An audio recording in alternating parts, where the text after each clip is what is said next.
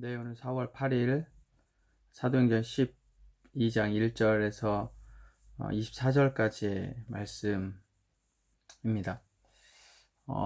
제 유튜브 이제 매일 진행되지는데 제가 좀 누가 그러더라고요. 누가 아주 잘하는 사람이 유튜버가 좀 깔끔하게 좀 하고 옷도 잘 입고 그렇게 하면 안 되냐.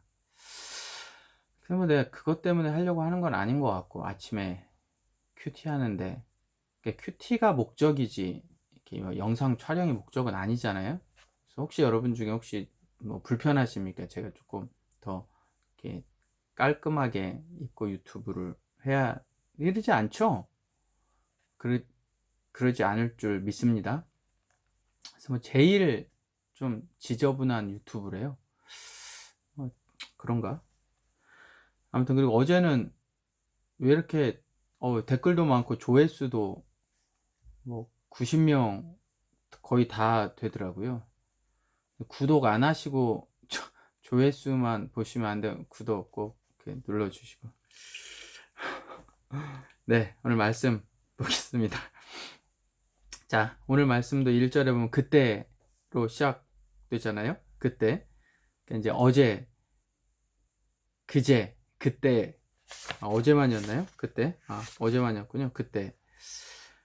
이제 그때는 복음이 한참 전해지고, 그 다음에 왕성해지고, 교회가 성장해가는 이제 그때에 이제 3번 오늘까지 반복하는데, 한번 보면 첫 번째 그때는 이제 스데반의 죽음이잖아요. 스데반의 죽음이 오히려 복음을 더 확장시키는 아주 중요한 계기가 됐다는 거예요. 이방 공동체가 또 만들어지기도 하고, 그죠? 그다음 두 번째는 예루살렘에 기근이 발생을 했어요. 근데 이게 오히려 또 이방 교회와 예루살렘 교회가 하나 되는, 유대인들과 이방인들이 또 하나 되는, 뭘로? 교회라는, 복음이라는 걸로 하나 되는 또 계기가 됐죠. 그리고 이제 오늘 말씀에 보면 헤롯의 박해. 근데 이 헤롯의 박해 때문에 야고보가 칼로 죽임을 당했지만 오히려 이 일들을 통해서 하나님의 일하심이 보여지는 거예요. 첫 번째는 누구에게? 베드로에게. 여러분, 베드로 사도에게 정말 하나님의 임하심이, 일하심이, 그 11절에 보면 이에 베드로가 정신이 들어 이르되 내가 이제야 참으로 주께서 그의 천사를 보내어 나를 헤롯의 손과 유대 백성의 모든 기대에서 벗어나게 하신 줄 알겠노라. 여러분, 아무리 베드로가 뛰어나도요, 지금 생각해 보세요. 성령이 충만한 상태이기도 하지만 계속적인 공격이 있었어요. 그렇죠? 어, 사도행전 2장부터 계속된 공격이 있었단 말이죠. 벌써 옥에 들어간 것만 두 번째예요. 그럼에도 불구하고 베드로가 성령 충만할 수 있는 가장 중요한 계기는 그럴 때마다 하나님이 보여주신 거예요. 경험하게 해주시는 거예요. 여러분, 우리가 예수를 믿고 난 이후에 믿음을 가질 때는 어떤 경험이나 행함이 중요하지 않지만 믿음을 갖고 난 이후에, 구원받은 이후에는 경험이 필요합니다. 행함이 필요해요. 이게 견고하게 해줘요. 그래서 여러분, 그런 일이 있을 때마다, 그런 하나님의 일을 할 때마다 기회가 있으면 꼭 해보시기를 바라요. 저는 그렇게 생각합니다. 얻어지는 게 있거든요. 하나님의 일하심, 하나님의 역사를 경험할 수 있는 게 중요해요. 그래서 오늘 이 헤롯의 박해로 인해서 오히려 베드로는 하나님의 일하심을 더욱더 경험하는 계기가 됐어요. 두 번째는 여러분, 공동체가 견고해집니다. 헤롯의 박해를 통해서 12절부터 17절까지 보면 기도하게 되잖아요. 마가라는, 이제 여기에 마가라는 인물이 사실 이제 등장하는데, 마가라는 요한의 어머니 마리아라고 이제 이야기를 해요. 왜냐하면 이 마가가 곧 등장하거든요. 이 마가가 어떤 사람인지 뒤에 이제 살펴보겠지만 이제 마가가 등장을 하게 됩니다. 근데 이 집에 모여서 기도해요. 근데 웃긴 건 12절부터 기도하고 있단 말이죠. 뭐 놓고 기도하겠어요. 지금 베드로가 옥에 갇혔고 많은 또 제자들이 핍박을 받고 있으니까 그 어려움을 좀 잘 이기게 해달라. 베드로가 옥에서 뭐 나오게 해달라. 이런 거 기도하잖아요. 근데 진짜 베드로가 왔어요. 문을 두드립니다. 기도하는 중에 문을 두드려요. 그러니까 다들 기도하고 있는데 문소리를 들은 로데라는 이 한 여자아이가 나가서 딱 보니까 베드로예요. 자기가 진짜 기도하고 있었던 게 응답이 된 거죠. 그래서 베드로에게 문을 열어주는 것보다 더 뭐 급했나 보죠. 그럴 수도 있고, 그래서 어떻게 해요?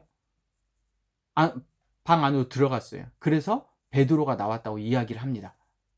뭐 문자가 하나 왔네요. 죄송합니다. 이야기를 해요. 그러니까 사람들 뭐라고 해요? 미쳤다라고. 미쳤다. 네가 미쳤다. 무슨 베드로가 지금 감옥에 갇혀 있는데 자기네들 기도했으면서도 무슨 베드로가 지금 문 앞에 나와 있냐? 미쳤다라고 얘기하니까 이 로데가 진짜다. 진짜다라고 얘기를 해요. 그러니까 뭐라고 얘기해요? 에휴, 그거는 천사일 거야. 베드로의 천사일 거야. 이러고 이제 있을 거 아니에요. 그러니까 기도를 한참 주여 주여 하다가 그렇게 딱 얘기를 하니까 기도가 약간 중단이 됐겠지. 이제 제 개인적인 성경적 상상력을 발휘를 하는 겁니다. 중단이 됐겠지. 그러니까 기도할 때는 그 문 두드리는 소리가 안 들렸는데 이렇게 뭐 로데랑 얘기하다 보니까 갑자기 진짜 밖에서 문을 막 계속 두드린단 말이지. 그래서 나가 보니까 어때요? 베드로야. 놀랍니다. 여러분, 이게 기도하지만 사실 우리의 한계예요. 내가 그렇게 기도하지만 이 진짜 이루어지면 놀라는 거죠. 그리고 잘 안 믿어요. 그게. 이게 어쩌면 공동체의 모습인데 공동체가 기도했던 그 기도가 실질적으로 응답하는 모습을 공동체가 본단 말이죠. 그러니까 얼마나 이 박해를 통해서 이 어려움을 통해서 베드로라는 한 사람이 또 공동체가 세워져 가는가를 잘 보여줘요. 세 번째는 당시에 이제 유대 사회의 모습, 유대 사회가 이제 경험하는 거죠. 18절에 보면 군인들이 뭐야 대박.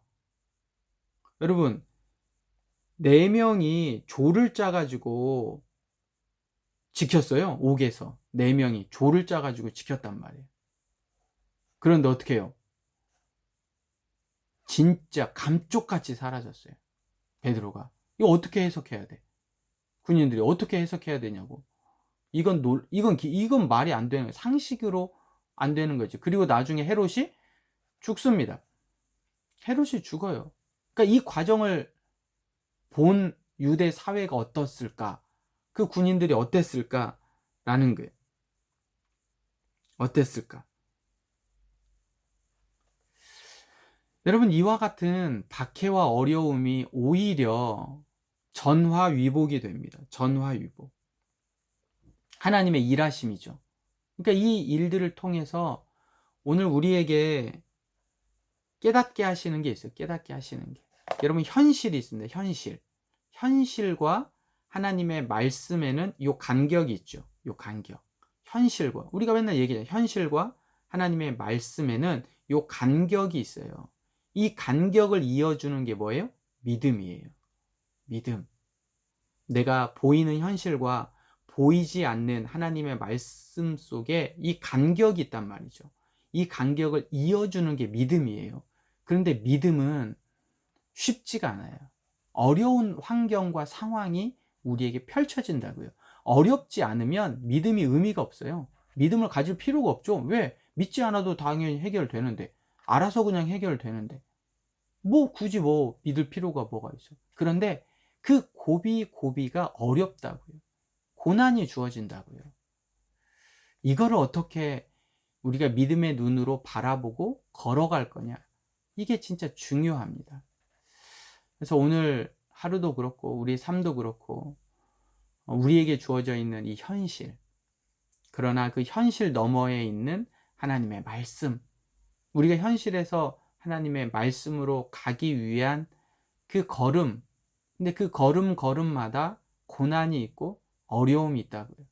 이게 스데반이 죽었고 기근이 예루살렘 교회에 기근이 닥쳤고 이젠 헤롯이 직접적으로 사도들 죽이면서 박해하고 어려움을 갖게 하고 이 현실의 문제에서 우리가 어떻게 극복해 갈 거냐, 이게 정말 중요해요. 그래서 여러분 하루하루 큐티하면서 그 말씀 속에서 하나님이 주시는 메시지, 이 메시지를 믿음으로 잘 이겨나가는 우리 모두가 되기를 주의 이름으로 축복합니다. 아자, 화이팅!